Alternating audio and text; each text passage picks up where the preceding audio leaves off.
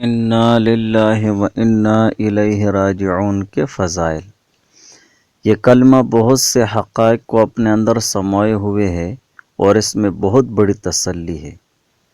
Number 1، اس میں اول تو زبان اور دل سے اس بات کا اقرار ہے کہ ہم اللہ ہی کے لیے ہیں، ہم اللہ ہی کے بندے ہیں، اس کی مخلوق ہیں، اس کے مملوک ہیں، تو ہمیں پوری طرح اپنے مالک کے فیصلے پر راضی ہونا ضروری ہے۔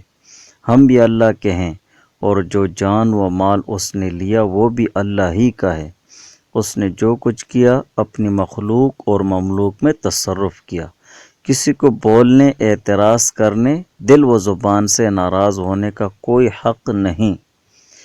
دوسرے، اس بات کا اعلان اور اقرار ہے ہم کو اللہ تعالیٰ کی طرف لوٹنا ہے تو ہم کو ہر ضائع اور فوت شدہ چیز کا ثواب مل جائے گا۔ یہ ثواب دنیا کی حقیر چیزوں سے کہیں اعلیٰ و افضل ہے جن کے چلے جانے پر رنج ہوتا ہے۔ اپنے اعزہ و اقربا، آل اولاد جو فوت ہو گئے ان سے عارضی جدائی ہے۔ جہاں وہ گئے ہیں ہم کو بھی وہیں جانا ہے، وہاں دار النعیم میں انشاءاللہ ان سے ملاقات ہو جائے گی۔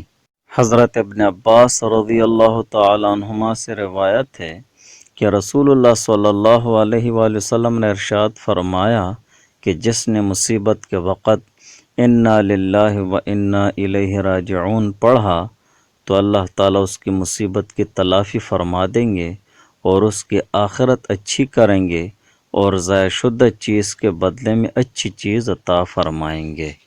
بحوالہ انوار البیان۔